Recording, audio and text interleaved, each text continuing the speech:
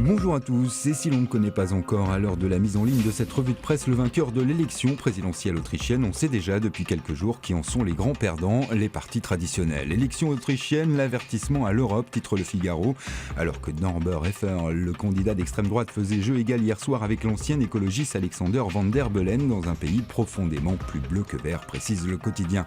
Faute d'écart suffisant, impossible donc de départager les deux finalistes. Seul le dépouillement dans la journée des 900 000 votes par correspondance permettra de désigner le nouveau président autrichien.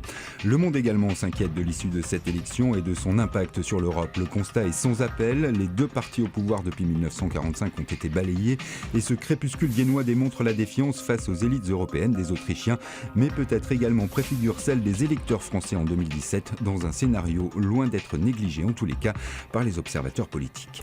L'autre gros titre de la presse ce matin, c'est Libération qui évoque ces nouvelles révélations sur cet ancien patron des stupes accusé d'être au cœur d'un trafic portant sur plusieurs dizaines de tonnes de cannabis en lien avec un des plus gros trafiquants européens.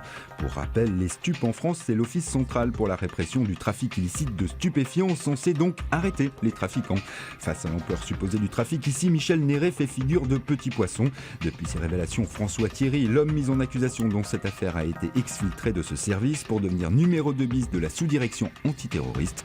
Mais l'affaire ne devrait pas s'arrêter là. Les Français aiment la politique, c'est La Croix qui le dit ce matin à travers les résultats d'un sondage exclusif dans lequel 60% des Français disent s'intéresser à la politique, pas n'importe laquelle, une politique autrement, modernisée et moins oligarchique. Une enquête qui devrait se décliner dans le quotidien pendant 3 semaines. Autre enquête ce matin dans vos journaux, c'est Aujourd'hui en France qui s'intéresse à votre retraite et vous propose les clés pour mieux la décrypter. Calculette à l'appui, le journal vous donne les pistes pour ne pas manquer ce rendez-vous avec ce temps fort de votre vie. Avec un mot d'ordre, la retraite plus que jamais, ça s'anticipe. On termine cette revue de presse avec ce défi que s'est lancé un ancien champion de boxe française devenu coach sportif à l'occasion de la journée européenne de lutte contre l'obésité. Il invite tous ceux qui le souhaitent à le suivre pour une traversée de Paris en corde à sauter. Il paraît que c'est la discipline qui favorise le plus la dépense énergétique. Ça ne coûte rien d'essayer.